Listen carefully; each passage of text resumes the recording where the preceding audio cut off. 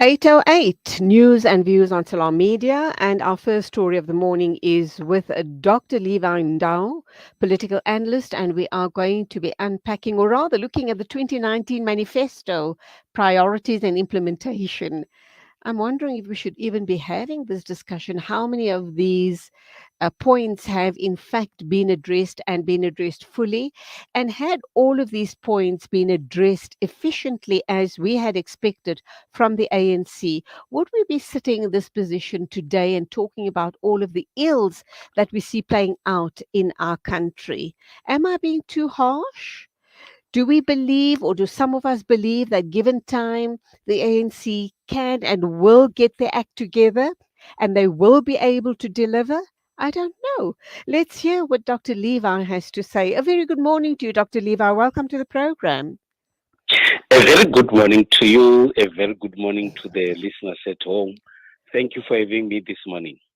Always a pleasure to talk with you, and and I don't know if I'm, if this, the starting point of this discussion is on a note of cynicism or negativity, or should we be being more positive? Should we still be thinking about giving the ANC some time to perhaps apply their minds and be able to deliver on all of the promises made to us as citizens of South Africa? Let's start with this 2019 review of, well, the 2019 Manifesto review, priorities and implementation. How do you see it, Dr. Levy?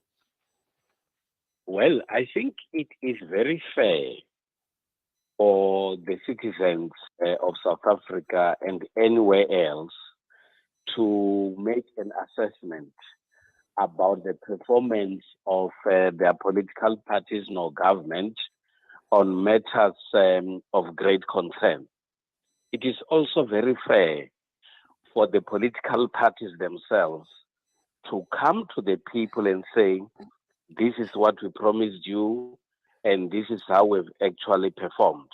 And I think the ANC is doing exactly that, to go back to the people and say, this is what we promised you in 2019, and this is the progress that we have actually made thus far. I am lucky that I was one of those that were invited by the leadership of the ANC to listen at this review as presented by the president. Well, there are areas where indeed the ANC does acknowledge that they've been able to do better, they've done well, and at the same time, there are areas where they say there is a lot of work that is in progress, and at the same time, there are areas where they say they are doing all they could to ensure that in terms of what they wanted to do is actually successful. But what the ANC does acknowledge also are the matters relating to major stumbling blocks that prevented them from effectively having to deal with their priorities in government. The president spoke a lot about COVID-19 and how it has actually diverted the programs of government from actually succeeding. The president also spoke about the July unrest, which they say has actually negatively affected the economy of South Africa, and it actually prevented the economy from performing as expected. Thirdly, they also blame the Ukraine war. That war has also played a significant role in terms of many issues relating to how they should implement their own programs. But at the same time, I think now it is up to all of us to say, based on what we see on the table, what then should be the next step that we take. But importantly, the ANC does come out to say there has been tremendous progress since there has been an administration of the ANC, and they cite many other issues that they've actually done. which is quite correct. What appears to be the factor um, from many people is that, and which is very correct, is that people expect more from the ANC government, and where the ANC government is unable to perform, people are also very harsh to criticize, because there are people who feel that they've been waiting and waiting for a longer period of time for change to happen. Okay, let's go through, and you talk about COVID-19, the July unrest, and the Ukraine war. Um, the COVID-19 and the Ukraine war has had an impact not only in South Africa, but the entire global community. The impacts that we have felt during those two events, and there's still that rippling impact playing out, has impacted the entire global community. uh, I think government was very astute in owning up to the fact that the July unrest has pushed us back, way, way back, and it's going to be a long time before we resurface from that. But what about the issue around corruption? Isn't that the biggest issue that we are grappling with here in South Africa? Cadre deployment, and corruption. And some of the politicians, councillors, government officials, etc., who hold top jobs are just not cut out for the jobs concerned. And this is all tied in with corrupt practices, is it not? Well, indeed. Um, I heard the president talk very painfully about the extent in which government has responded to COVID-19 in South Africa. I think they are taking credit in saying that even though COVID-19 had very negative effects on the South African population because the economy was closed, government says that they've been able to ensure that they focus on saving lives, but also at the same time ensuring that those that cannot be able to live due to COVID-19 are actually being supported. What appears to be very painful, I could see that in the face of the president, was that there were corrupt elements whilst COVID-19 was in place, especially in the purchasing of PPEs and many other things. And that is one area that is quite worrying. What the president and the ANC is saying is that on matters of corruption, they are actually doing their best to fight corruption. That's why they emphasize that those that are charged have to step aside from their positions in the ANC. And he also spoke about progress that is being made by other sectors of society. The unfortunate part, to a certain extent, is that when we have got reports like the state capture report, you actually rely on other institutions of government to act. And some people will still tell you that as long as I am charged, as long as I still have reservations on the report, you can't proudly say that I'm actually a guilty part. Um, but corruption, in my view, is one issue that will remain a thorn in the ANC as long as they don't act much harder and harder. We know there are those that have been isolated from ANC activities because of corruption, but I think most people are expecting the ANC to do more. Okay, we need to go for an ad break, and I'd like you to respond to my next question after the break.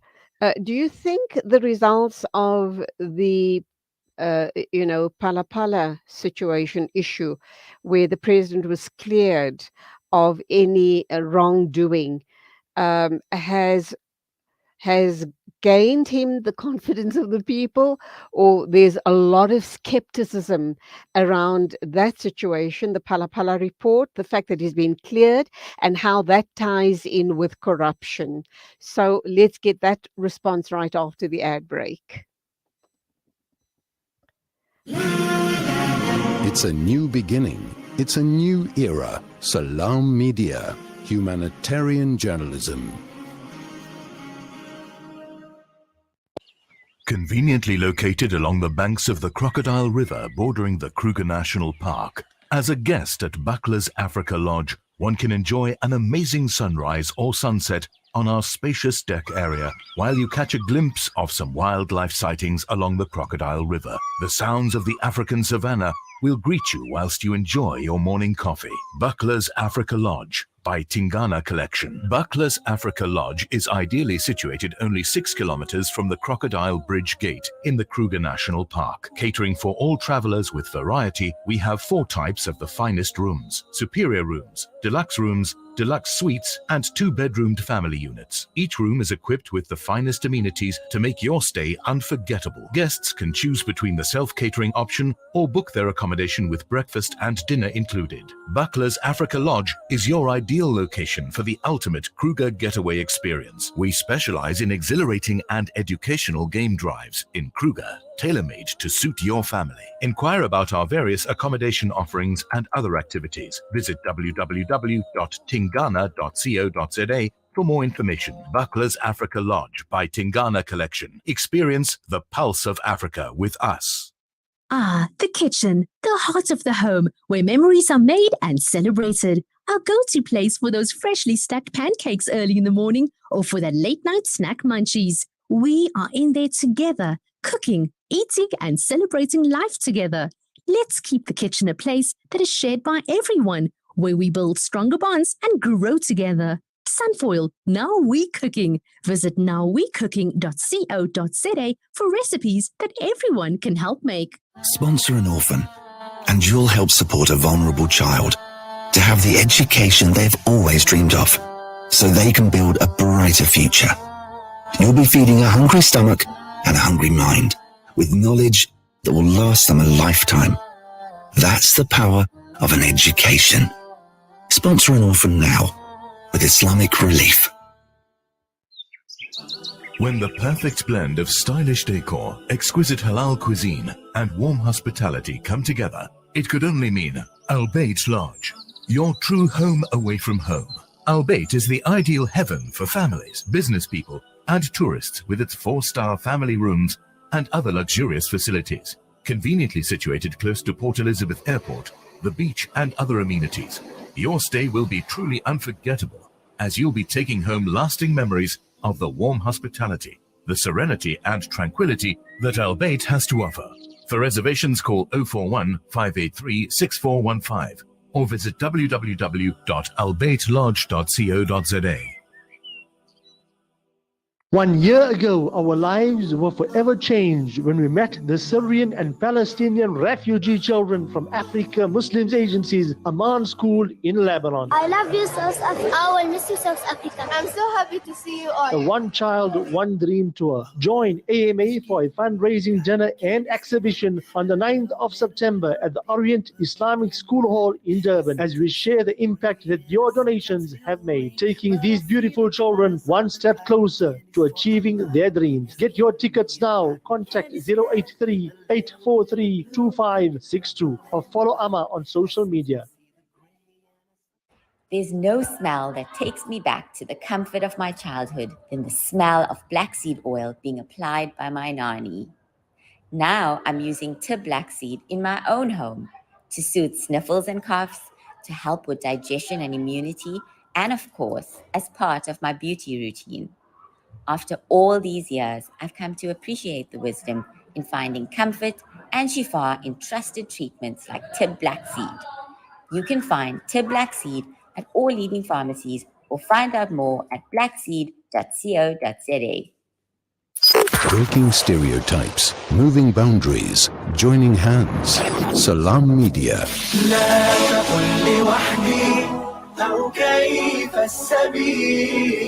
Humanity sets the agenda. Bismillah ar-Rahman ar-Rahim. Welcome back. This is News and Views on Salam Media, and we are talking with Dr. Levy Ndou. He is a political analyst. We are actually reviewing the 2019 ANC Manifesto and wondering, what's happened to the non-deliverables. How do we hold the ANC to account? But just before the ad break, I put the question regarding the clearance clearing President Cyril Ramaphosa of any wrongdoing as far as the Pala scandal is concerned.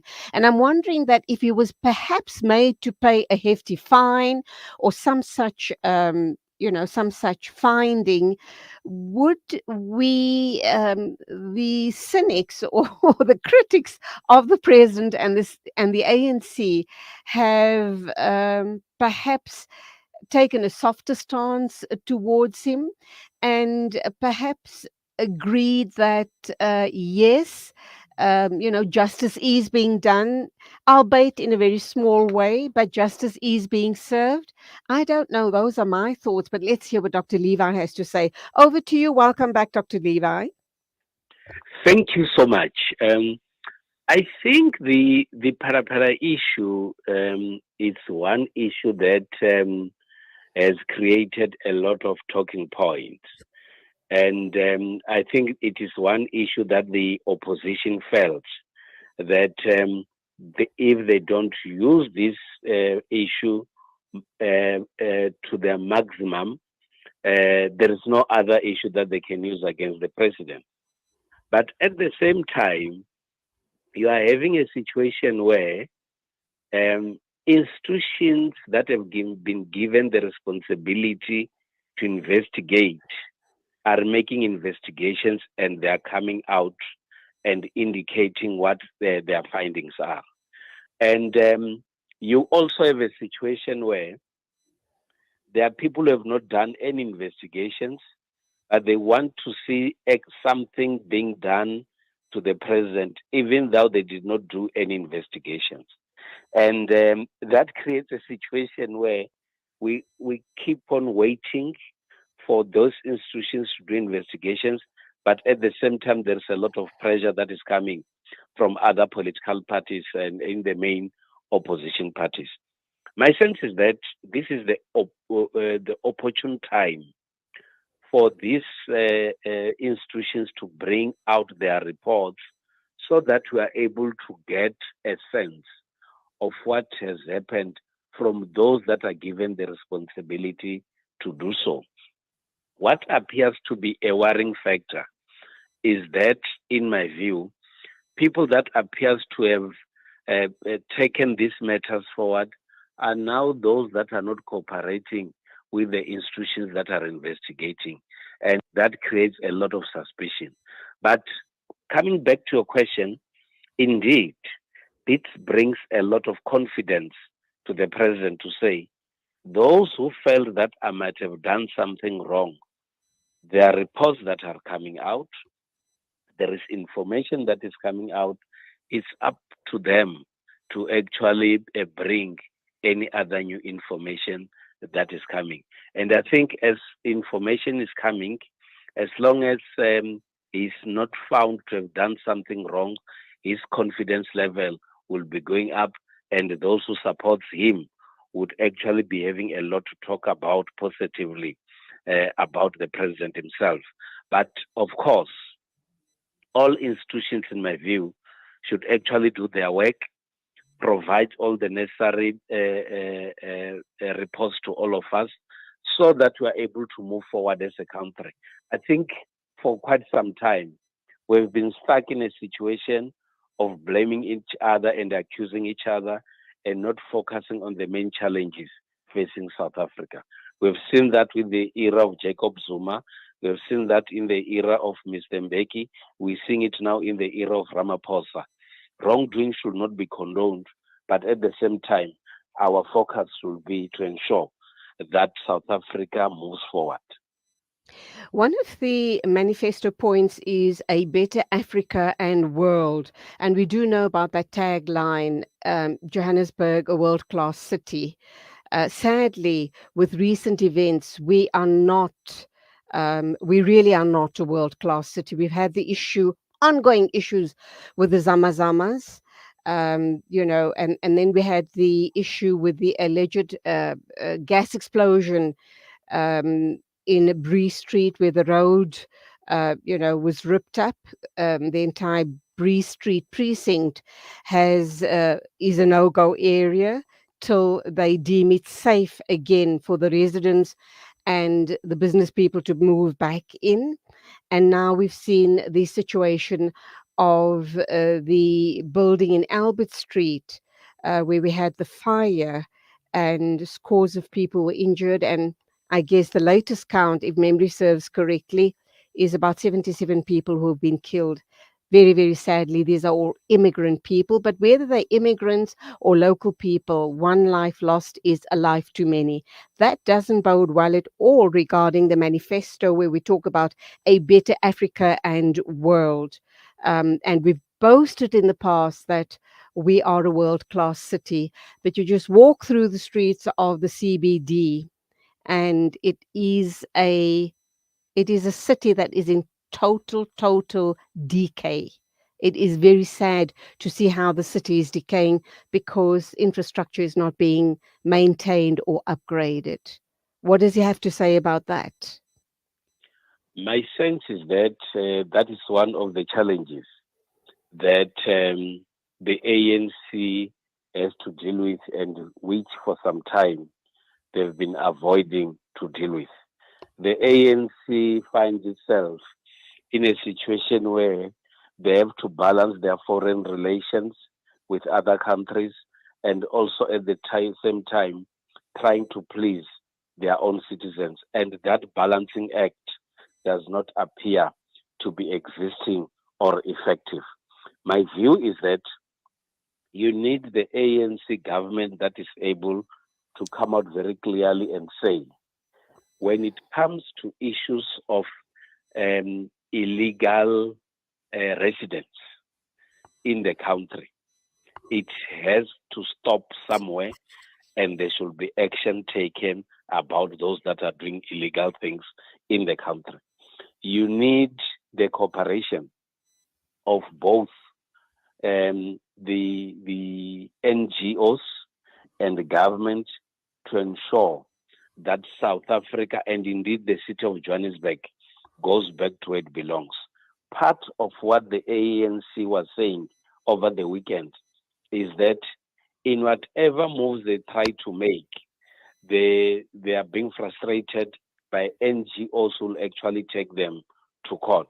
I think it is time that we have a collaboration between government and NGOs in order for them to be able to work together, develop programs together that will benefit ordinary citizens. Another aspect, in my view, is the lack of cooperation, which in academic terms we talk about intergovernmental relations. It appears as if there is no strong working relationship between the local, provincial, and national government on matters that relate to dealing with compliance about government activities. Local government will blame national government for doing nothing on the abandoned buildings, but provincial and national government will say, this is your area, you need to enforce bylaws. At the same time, when government is trying to enforce bylaws, you have got NGOs that will say, don't remove these people from that area. They've been there for some time. There is nowhere else to go.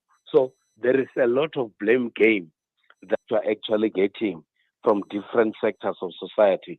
And my view is that it is time for these people to come together, work together, and ensure that things actually change for the better. Sorry about that. I think that's where we leave it. It's always a pleasure talking with you, Dr. Levy Ndou, political analyst, talking to us about the 2019 manifesto. And as you've heard, lots of those points still need to be addressed in a huge way. Undoubtedly, this will be used as electioneering points going forward in the upcoming elections by the ANC. So thank you indeed, Dr. Levy. Go well. God bless.